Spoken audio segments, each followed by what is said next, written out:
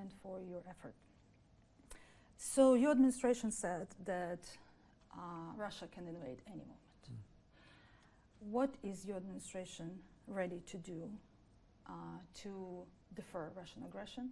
And what would be the 3 major steps you are ready to do if Russia will invade tomorrow? Well, first, we've offered Russia a clear choice, a choice between pursuing dialogue and diplomacy on the one hand, or confrontation and consequences on the other hand.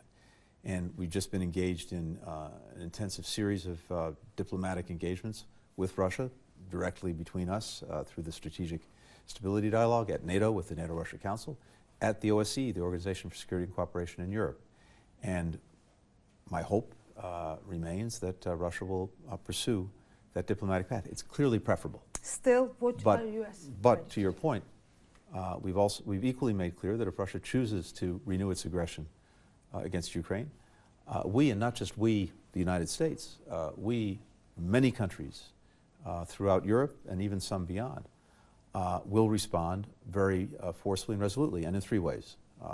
First, we've been working intensely on elaborating extensive sanctions, financial, economic, export controls, and others. Doesn't include doing that, I'm not going to get into the details of what they are, but we're doing that in very close coordination with European allies and partners.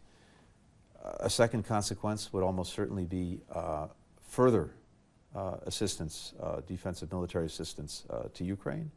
And third, it's almost certain that NATO would have to reinforce its own defenses on its eastern flank. And you know, what's so striking about this is that when you think about it, President Putin, going back to 2014, has managed to precipitate what he says he wants to prevent.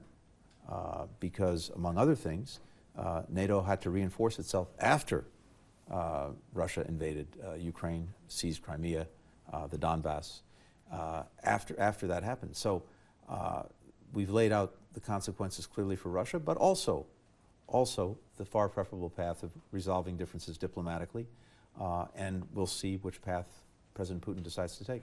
It's still the question of is the SWIFT, cutting Russia from SWIFT, if SWIFT is on the table, and personal sanctions against personally Putin and his family on the table? What I can tell you is this, and it's not just me saying this, the G7, the leading democratic economies in the world, the European Union, NATO, have all each declared, as institutions, as a collection of countries, that there will be, and I quote, massive consequences for Russia if it renews its aggression against Ukraine. We've also said that the measures that we're looking at go well beyond steps that we've taken in the past, including in 2014. I'm not going to detail them here or telegraph the steps we take, but I can tell you the consequences would be severe. But again, I want to insist on the fact that it would be far preferable not to have to go down that path. We're fully prepared to do it, but the preference is to see if we can resolve differences, address concerns in both directions through diplomacy. Russia asked for a written response to demand never to accept Ukraine into NATO. Are you preparing such a written response, and what kind? So we had the last week of these important engagements, as I noted, and we now have an opportunity, both Russia and all of us, the United States, our European partners, to take back what we heard from each other. The Russians have gone back and presumably are consulting with President Putin. We've done the same, in my case, with President Biden. Europeans have done the same with their leaders. And the next step in this process is for me to have a chance to meet with Foreign Minister Lavrov in Geneva on Friday, and to see how Russia's responded to what's already been discussed. They'll hear from us. Before that, though, I was determined at President Biden's instruction to come here to Kyiv to consult with our Ukrainian partners, and then tomorrow in Berlin to meet with some of our closest European partners. That's exactly how we proceeded all along. We've done everything in very close consultation before and after any of our engagements with Russia. However, you didn't answer my question about, are you preparing the written response to Russian demand? Right now, the next step is to meet with Foreign Minister Lavrov. Let's see where we are after Friday, and we'll take it from there. I had that question about Mr. Lavrov. You were scheduled to meet him. Do you see any signs that the Kremlin is changing its position at this point? I can't see that I see any direct evidence of that. Unfortunately, we continue to see Russia having amassed very significant forces on Ukraine's borders. That process seems to continue.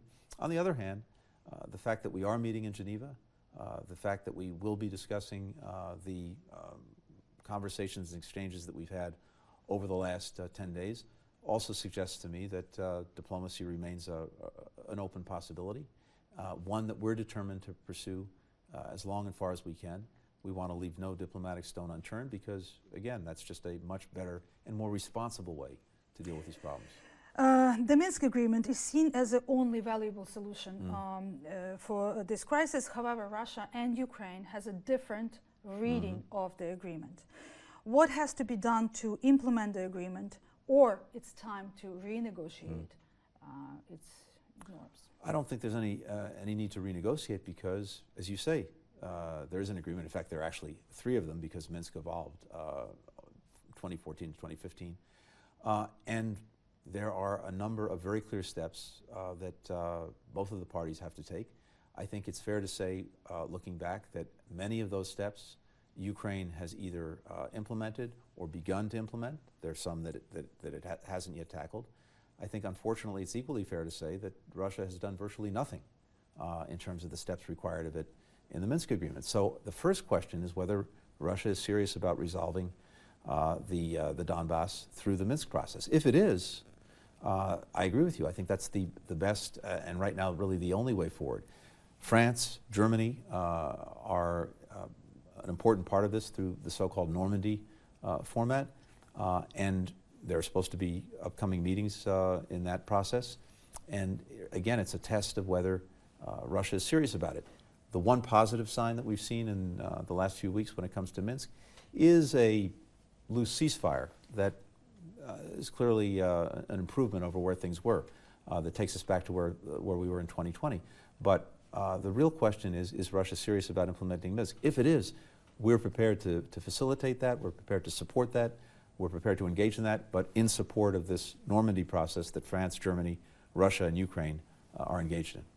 Since you mentioned Germany, you mentioned Normandy format, there was a lot of talks about U.S. joining that Normandy format. Is there any reconsideration of U.S. doing so? I don't think it's a question of us joining the format. The question is whether it's useful for us to try to facilitate things, to support it in any way that we can.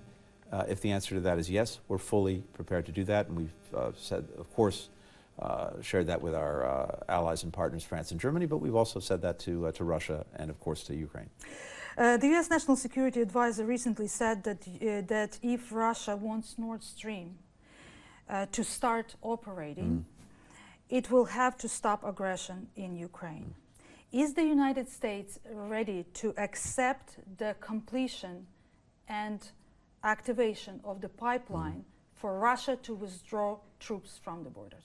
Well, we continue to oppose the pipeline for reasons that are well known and are long known.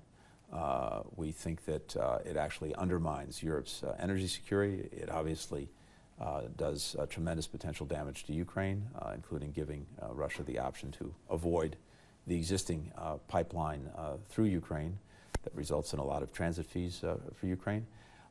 And the list goes on.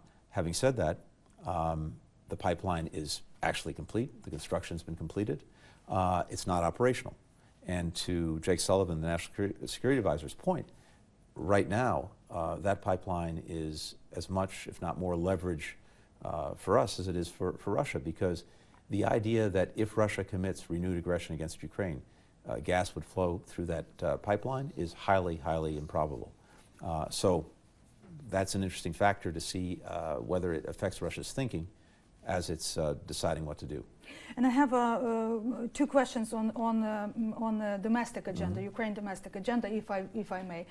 The President Zelensky promised President Biden personally to fight corruption. He promised to appoint a special anti-corruption prosecutor before the end of 2021. However, many Ukrainians argue that there is sabotage of anti-corruption reforms. Is the United States, as a Ukraine strategic partner, satisfied with the reform progress in Ukraine? And is Ukraine at risk of losing the US support if the government does not meet its commitment to reform agenda? I had a chance to spend time with President Zelensky today. We had a very good conversation about virtually all of these issues, including the question of reform. And President Zelensky has been pursuing reform, including most recently judicial reform. But there are other things that need to happen, including finally the appointment of this commissioner that should and could take place any time. So we are looking to that to see that happen. It's challenging. There are external pressures, there are internal pressures, but he has been on the path of reform. And ultimately, Ukraine's progress, which we are determined to support, is contingent on reform. So we look to the President to continue those efforts. We very much support him in those efforts, and we'll continue to support Ukraine as it makes those efforts. Thank you so much. They're showing me that I have to cut. I have one more question, though. One more, please. One more question. Across from this building where we are doing this interview today, right? On the hearing, in the court hearing on treason charges brought against the former President Poroshenko, many experts and former Western politicians expressed their concern, and some say the charges are politically motivated. Do you think these charges and the process of is justified at the time of looming war? Well, I can't get into the details of this particular case. What I can say is this: it's very important that in any proceeding, whether it's this one or any other, that if things go forward, it's through an independent judiciary, pursuant to the rule of law, and, as we would say, without fear or favor, no selective prosecutions. That's a general rule that we would apply anywhere and everywhere. Second, this is a time, I think, where there's a premium on national unity, precisely because of the threat that Russia is posing. And it's important for Ukrainians to come together, whatever political differences they may have. One of Russia's methods is to try to divide, to create divisions, to create distractions. And it's important for Ukrainians to come together to resist that and to deal with the challenge posed by Russia as one country with an incredible future that the United States strongly supports, but one that's being challenged. Thank you so much, because I would be escorted from this room. Thank you so much. Thank you. Good to be with you again. Good to be. Thank you. Thanks very much. So we're just going to hold here for just a second. Okay.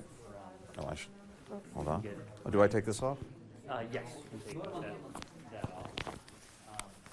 You just get 90 seconds of your time